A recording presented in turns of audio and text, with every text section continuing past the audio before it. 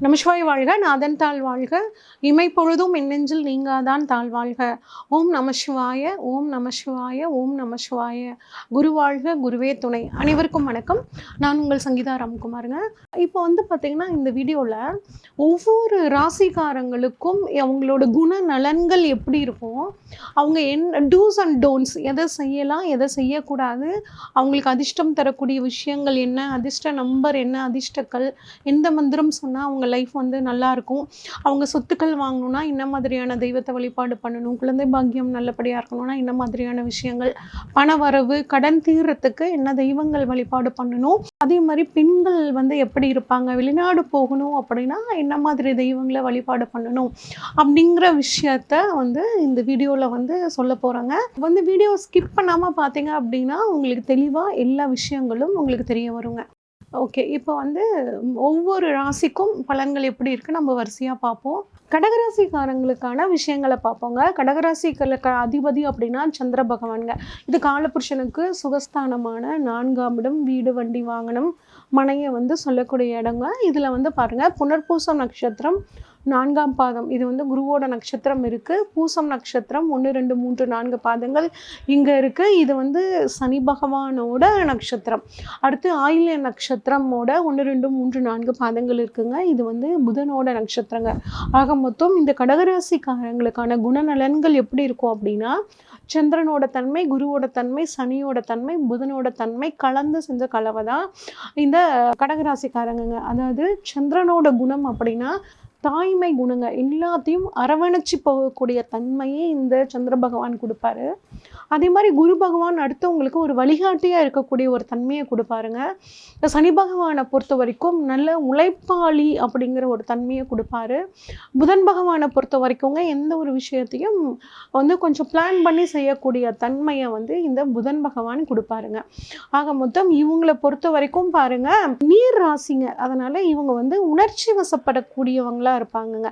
எந்த ஒரு விஷயத்தையும் அறிவால அணுகிறத விட உணர்ச்சியால அணுகக்கூடியவங்களா இந்த கடகராசிக்காரங்க இருப்பாங்க. ஒரு தாய்மை உள்ளம் இவங்களுக்கு இருக்கும், ஒரு இரக்க சுபாவமா இவங்க இருப்பாங்கங்க. அடுத்தவங்க ஹெல்ப் கேட்கலினா கூட இவங்க தானே வாலண்டியரா போய் உதவி பண்ணக்கூடியவங்களா இருப்பாங்க. இதுவே பாருங்க, ஒரு சிலருக்கு சில சிக்கல்களை கொடுக்குற மாதிரி இருக்குங்க. குழந்தைத்தனமானவர்களா இருப்பாங்க.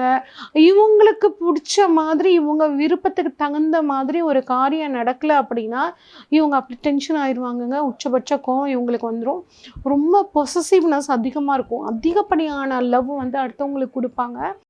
ஆனால் பாருங்க, பொசசிவ்னஸ் இவங்களுக்கு யாரை பிடிக்குதோ அவங்க கிட்ட மற்றவங்க பழகுனாங்கன்னா இவங்களுக்கு அந்த பொசசிவ்னஸ் அப்படிங்கிறது அதிகமாக வந்துருங்க.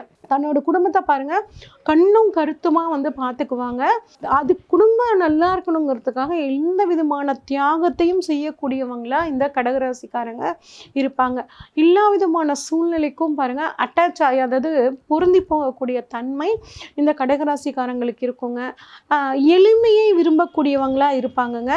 முடிஞ்ச வரைக்கும் வாழ்க்கையில நேர்மையா வாழணும் அப்படின்னு நினைப்பாங்கங்க. ரொம்ப சாஃப்டானவங்க, எளிதில் உணர்ச்சி வசக்கூடியவங்களா இருப்பாங்க. நிறைய கதைகள் கவிதைகள் எழுதுவாங்க பார்த்தீங்களா, அதெல்லாம் இந்த கடகராசிக்காரங்களா இருப்பாங்க.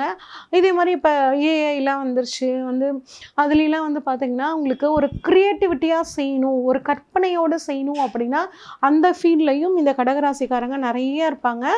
அடுத்தவங்களோட சூழ்நிலையை புரிஞ்சுக்கிட்டு அதுக்கு தகுந்த மாதிரி நடந்துக்கக்கூடிய தன்மை இந்த கடகராசிக்காரங்களுக்கு இருக்குங்க. ஒரு சிலருக்கு பாருங்க ஆன்மீகத்தில் அதிக ஈடுபாடு இருக்குங்க. இவங்களோட தொழில் பார்த்திங்கன்னா நிறைய உணவுத்துறையில் இருக்காங்க, மருத்துவத்துறையில் இருக்காங்க. அடுத்தவங்களுக்கு ஆலோசனை சொல்லக்கூடிய கவுன்சிலர் அப்படிங்கிற துறையில் சைக்காலஜி படித்தவங்க, சமூக சேவை பண்ணுறவங்க, அதிக பேச்சாற்றல், பேச்சின் மூலியமாக, அதாவது காலேஜ் லெக்சரர்ஸ், ப்ரொஃபஸர்ஸு, லா படித்தவங்களாம் இந்த கடகராசியில் இருக்கிறதுக்கான வாய்ப்புகள் அதிகமாக இருக்கும். குறிப்பாக கதை, கவிதை, எழுத்துத்துறை, புகைப்பட கலைஞர்களாக நிறைய இந்த கடகராசிக்காரங்க இருக்காங்கங்க.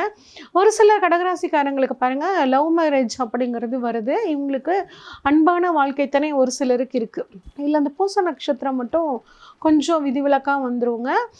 இவங்க திருமண வாழ்க்கை நல்லா இருக்கணும் அப்படின்னா தை மாதம் பங்குனி மாதத்தில் திருமணம் வைக்கிறது இவங்களுக்கு சிறப்புங்க. அதிர்ஷ்ட நாள் அப்படின்னு பார்த்தோம்னா திங்கள், புதன், வெள்ளி இந்த கிழமைகளில் நீங்கள் செய்யக்கூடிய விஷயங்கள் உங்களுக்கு சாதகமாக முடியுங்க. அதிர்ஷ்ட எண் அப்படின்னு பார்த்தோம்னா 2ஆம் எண், 7ஆம் எண், 9ஆம் எண் வந்து உங்களுக்கு நல்ல அதிர்ஷ்டத்தை கொடுக்கும்.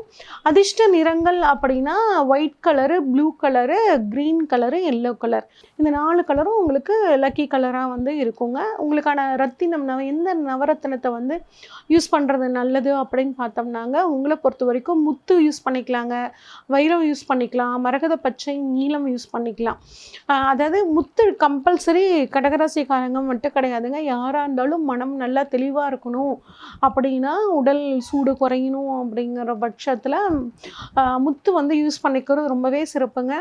வைரம், மரகத பச்சை, நீலம்லாம் வந்து அணியணும் போது சுக்கிரன் எப்படி இருக்காரு, புதன் எப்படி இருக்காரு, சனி பகவான் எப்படி இருக்காரு நிலைமையை ஆராய்ஞ்சு அந்த கல்லை வந்து நம்ம யூஸ் பண்ணிக்கிறது நல்லது. முத்து வந்து தாராளமாக யூஸ் பண்ணிக்கலாம். நீங்கள் வழிபட வேண்டிய தெய்வம் அப்படின்னா ராஜராஜேஸ்வரி, அது மட்டும் இல்லாமல் லக்ஷ்மி நரசிம்மர் வழிபாடு பண்ணுறது ரொம்பவே நல்லதுங்க. அதே மாதிரி திங்கள் கிழமைகளில் சிவ வழிபாடு.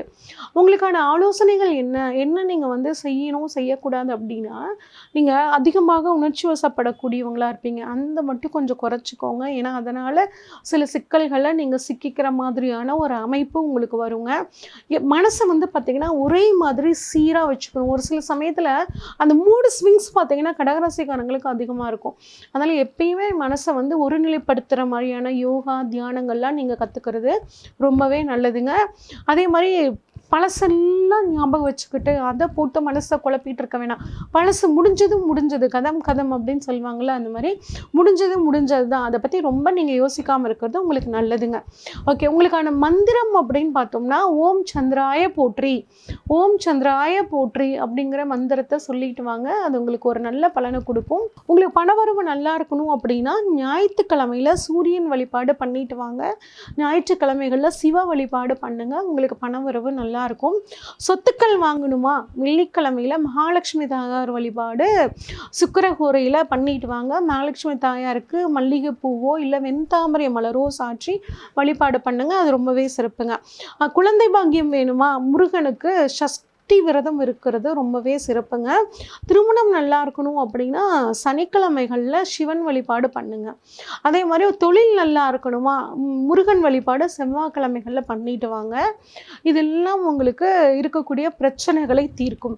வாழ்நாளில் நீங்கள் ஒரு தடவையாவது போயிட்டு வர வேண்டிய கோவில் அப்படின்னு பார்த்தோம்னா திருத்தேவன்குடி அப்படின்னு ஒரு ஊர் இருக்குங்க. அங்கே கற்கடகேஸ்வரர் அப்படின்னு சொல்லிட்டு ஒரு சிவன் இருக்காருங்க. அந்த கோவில் நீங்கள் வந்து போயிட்டு வர்றது ரொம்பவே சிறப்புங்க. அங்கே ஒரு எண்ணெய் கொடுப்பாங்க. அந்த எண்ணெயை வாங்கி சாப்பிட்றவங்க அவங்களோட உடல் ஆரோக்கியம் நல்லா இருக்கும் அப்படிங்கிறதா ஒரு ஐதீகங்க.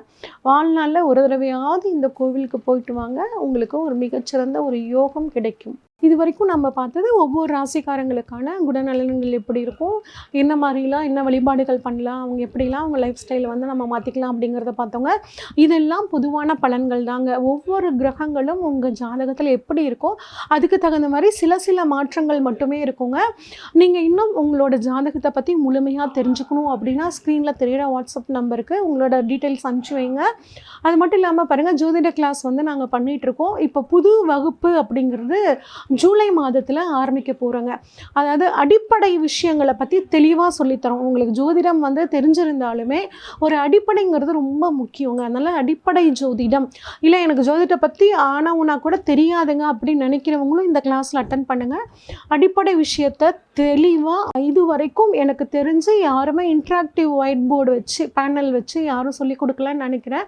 தெளிவாக விளக்கப்படங்களோட கோள்களோட நிலையை வந்து உங்களுக்கு ஒரு மேப் மாதிரி போட்டு காமிச்சு விளக்கமாக தெளிவாக சொல்லி தரலான்னு இருக்கும். நீங்கள் வந்து கிளாஸில் ஜாயின் பண்ணணுன்னா ஸ்க்ரீனில் தெரியல வாட்ஸ்அப் நம்பருக்கு வந்து நீங்கள் மெசேஜ் பண்ணுங்கள். நன்றி, வணக்கம்.